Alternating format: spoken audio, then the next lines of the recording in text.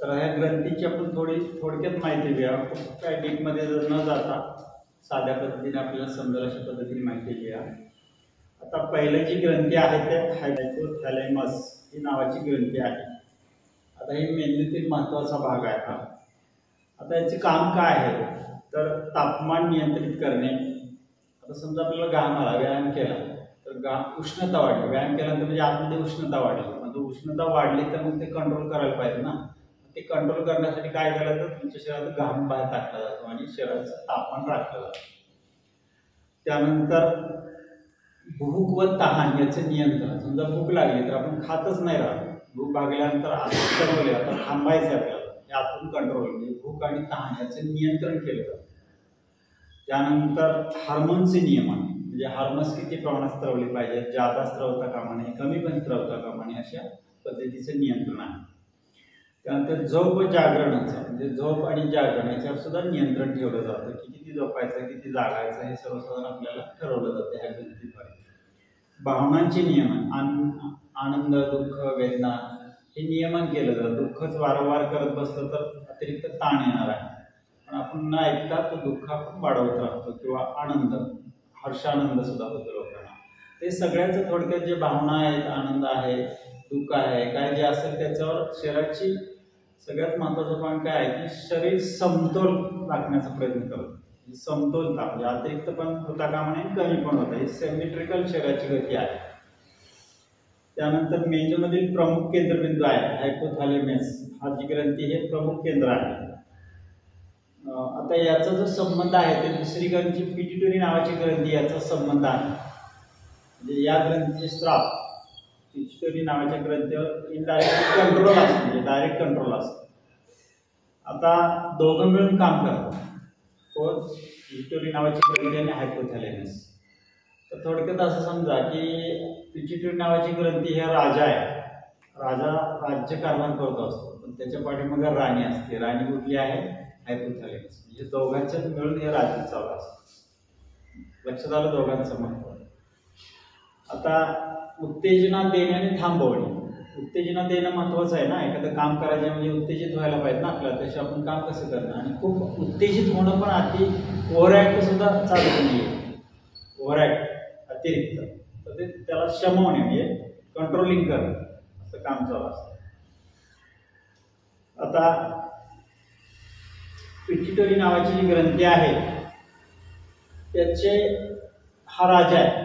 थोडक्यात पिट्युटरी नावाची ग्रंथी पाठीमागे मेंदूच्या तळाच्या खालच्या साईडला तो राजा आहे. संपूर्ण शरीरावर प्रत्येक ग्रंथीवर त्याचं कंट्रोलिंग असतं. कधी स्त्राव स्त्रवायचे, कधी बंद करायचे, जेवल्यानंतर कुठला स्त्राव आला पाहिजे, ताणात असल्यावर कुठला स्त्राव आला, शांततेत असल्यावर कुठला स्त्राव झाला, हे या ग्रंथीद्वारे म्हणजे राजा आहे. थोडक्यात शरीराचा राज्यकारभार तो करतो. तर त्याचं प्रमुख पिट्युटरी नावाच्या ग्रंथीचा थायरॉइड पॅराथायरॉइड नावाच्या ग्रंथीवर, पिनियल नावाच्या ग्रंथीवर, त्यानंतर पॅनक्रियाजवर, थायमस नावाची ग्रंथी, ह्या वेगवेगळ्या ज्या ग्रंथी त्याच्यावर त्याचं कंट्रोलिंग राहतं. इथपर्यंत लक्षात आला दोन ग्रंथीचा. आता पिट्युटरी नावाची ग्रंथी आहे ती ग्रोथ हार्मोन म्हणजे शरीराची वाढ केली पाहिजे त्या दृष्टीने त्याचं कार्य चालतं. त्यानंतर मेटाबॉलिझम म्हणजे ऊर्जा निर्माण करणे आणि खर्च करणे. मेटाबॉलिझम म्हणजे चयापचयाच्या क्रिया, थोडक्यात साधं सोपं गणित अगदी साध्या भाषेत. पिनियल नावाची ग्रंथी 3 नंबरचं पहा. पहिले कुठलं झालं? हायपोथॅलेमस, दुसरं पिट्युटरी, तिसरं पिनियल नावाची ग्रंथी जो आपण तिसरी आग म्हणतो. शंकराचा तिसरा डोळा पण म्हणतो ना, तिसरी आग. आता ही जी ग्रंथी आहे याचा स्त्राव जो आहे तो कशावर अवलंबून आहे? प्रकाशावर. अंधार आणि प्रकाश याच्यावर अवलंबून आहे. तुमचं झोप आणि जागरण याचं नियंत्रण करतो. किती कधी झोप येईल, कधी जागरण होईल याचं नियंत्रण करतो. हा मेलेटोनिन नावाचा स्त्राव तयार करतो. पिनियल नावाची ग्रंथी आहे ती काय? मेलेटोनिन नावाचा स्त्राव तयार करतो. आता झोप आणि जागरणाचं कसं नियंत्रण करायचं? झोप आणि जागरण कसं नियंत्रण करायचं? तर याचे जे स्त्राव आहेत ते रात्री 2 वाजता स्त्रावतात. किती वाजता? रात्री 2. त्या ग्रंथीला कसं कळतं की रात्रीचे 2 वाजता स्त्राव तयार करायची. तर पहा, आता ही दुनिया जी आहे, एलईडीची, टीव्हीची, लाईटची दुनिया सगळी काढून टाका. खूप खूप वर्षापूर्वी आदिमानव होता त्या काळामध्ये जावा. तर त्यावेळी सांगा संध्याकाळी अंधार किती वाजता पडतो? सर्वसाधारण 5:30-6च्या दरम्यान संध्याकाळचं आहे. त्यानंतर त्या काळात लाईट नव्हती, मेणबत्ती नव्हती, काही नाही. 6ला अंधार पडल्यानंतर +8 करा, 6 आणि 8 किती? 8 आणि 7 14 झाले. ते रात्रीचे किती वाजले? 2 वाजले का नाही? 2 वाजता बरोबर हे स्त्राव सोडले जातात. 8 आणि 7 14 आहे की नाही? 6 वाजले त्यानंतर 8 तास वाजले. आता या आपल्या दुनियेने आता तुमच्या डोळ्यासमोर किती वेळा प्रकाश आहे? रात्री 12 पण व्हॉट्सअप चालू आहे. त्यांनी कधी स्त्रावायचं? 12 आणि 8 सकाळी 8 वाजता तो उजेड आला डोळ्यासमोर. या आपल्या ज्या डोळ्याच्या रेटिना आहे ना, त्याचं कॉन्टॅक्ट पिनियल नावाच्या ग्रंथीचे असतात की समोरचा प्रकाश दिसला की त्या ग्रंथीला कळतं अजून उजेड आहे, अजून उजेड आहे, अजून वाढ. कधी स्त्रावायचं? कधी? 11 वाजले, 12 वाजले, 1:30 वाजले, व्हॉट्सअप चालूच आहे, अजून प्रकाश आहे. त्यामुळे आपल्याला झोपच आणि जागेचं बिघडलं. एक दिवस नाही झोप आली तर कसं होतं? ठीक आहे. हे कोण बिघडवतं? आपण बिघडवतं का दुसरे बिघडवलं? कोण बिघडवलं? कोणी बिघडवलं? सांगा तुम्ही, सांगा. एक दिवस प्रयोग करा, आजच प्रयोग करा. 6ला लाईटी घालावा, 7ला जेव्हा 7:30 8ला लाईट लावूच नका. बघा 9:30ला 10ला तुम्हाला पेंग यायला सुरुवात आणि झोप छान लागेल. प्रयोग करून बघा. किंवा तुम्ही कधी तुम्ही घरी गेला असेल गावाकडे वगैरे, जास्त उजेड नसतो, टीव्ही नसतो, लाईट नसतो, 6 7:30ला ग्रामीण भागात जेवतात, 8:30 9ला. आता परिस्थिती बदलली. तुम्ही जर हा अनुभव घेतला असेल पूर्वी जुना, 9:30ला पेंग येतच नाही, आता झोपलंच पाहिजे. हे कशामुळे होतं? तुमच्या पिनियल नावाच्या गरज. तिथनं पुढे तिला उजेड नको आहे, तरी पण आपल्याकडं झगमगाट आहे. रात्री दिवसाचा रात्र, रात्रीचा दिवस झालेला. लक्षात आलं? अजून एक ह्या ग्रंथी स्त्राव बिघडवतात. कुठले स्त्राव बिघडवतात? कोण बिघडवतं? चहा, कॉफी आणि उत्तेजक द्रव घेतल्यावर झोप येते का? काय केलं तुम्ही? आता चहा कॉफी घ्यायला फ्रेश वाटतं, तर बिघडवलं काय तुम्ही? त्या ग्रंथीच्या मेलेटोनिन नावाच्या स्त्रावाला बिघडवलं, झोपच येऊन देत नाही. ह्या गोष्टी लक्षात आल्या तुमच्या?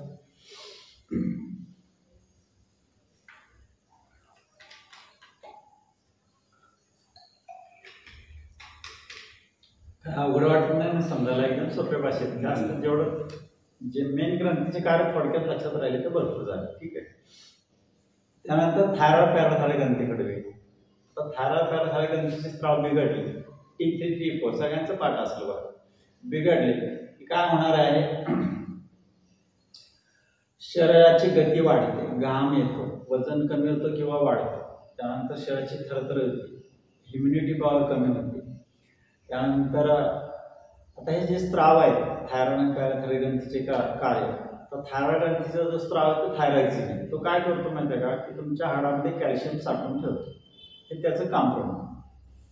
तर खूप कॅल्शियम साठवून पण चालणार नाही. पॅराथायरॉइड ग्रंथी मला कॅल्शियम नावाचा स्त्राव काय करतो? त्या हाडामधलं कॅल्शियम काढून रक्तात आणून टाकतो. रक्तात आणून टाकलं की पुन्हा ते हे नॉर्मल आहे, हे असं होणंच गरजेचं आहे की रक्तात आणलं की पुन्हा ते हाडामध्ये जाऊन ही सायकल चालू राहणार. गमत काय होती की अतिरिक्त जर स्त्राव जे बिघडले तर रक्तातलं कॅल्शियम वाढायला सुरुवात, वाढलं की मग ते कंट्रोल होणं अवघड जातं आणि मग तुम्हाला थायरॉइडचा त्रास सुरुवात होतो. स्त्राव एकदम वाढले तरी जातात, काही कमी तरी होत झाले. समजा स्त्राव वाढले, वाढलेलं कुठं टाकायचं? तर मग बाहेर ग्रंथीची वाढ होती, गॅटायर म्हणतात. लक्षात आलं का? पुढं वाढतं. अशा पद्धतीने ते कुठंतरी कंट्रोल करतो. मुद्दा लक्षात आला की ह्याचे स्त्राव कुणाच्यावर अवलंबून आहेत? पिनियल नावा ग्रंथी, ह्या तिन्ही ग्रंथी महत्वाच्या आहे. हायपोथॅलेमस, पिट्युटरी आणि पिनियल या 3 ग्रंथीवर बाकीचं सगळं कार्य चालू. लक्षात आलं? थायरॉइड पॅराथायरॉइड ग्रंथीचं नाव कार्य लक्षात आलं थोडक्यात. हे जे स्त्राव समतोल राहणे एवढं डोक्यात ठेवा. ठीक आहे. त्यानंतर आलं पुढं थायमस नावाची ग्रंथी इथं हृदयाच्या बरोबर. आता ही ऍक्टिव्ह कधी असते? लहानपणापासून साधारण यंग एजपर्यंत ऍक्टिव्ह असते. की बाहेरचा कुठला शत्रू म्हणजे काय व्हायरस आला की तिला रोखते आणि स्वतःचं अस्तित्व म्हणजे मी कोण आहे स्वतः ठरवते. ते तुम्हाला नंतर काय होतं? कालांतराने हिचं काम संपतं, तिचं नंतर चरबीत रूपांतर होतं. पण लहानपणीच ते सैनिक पेशी तयार करतात की कुठला मोठ्यापणी व्हायरस आला की त्याला थांबवायचं. म्हणजे स्वतःच्या पेशी कुठल्या आणि बाहेरचा कुठला व्हायरस ह्याच्यातला डिफरन्स ते दाखवते. लहानपणापासूनच हे तुम्हाला शिक्षण दिलेलं असतं. जसं तुम्ही लहानपणी शिक्षण घेता का ना कवायतीचं, नंतर तुम्हाला जर वेगळी पडतं किंवा कुठलं घेतलेलं, तसं ह्या थायमस ग्रंथीचं काम. ठीक आहे, लक्षात आलं. म्हणता पुढे या पॅनक्रियासकडे या.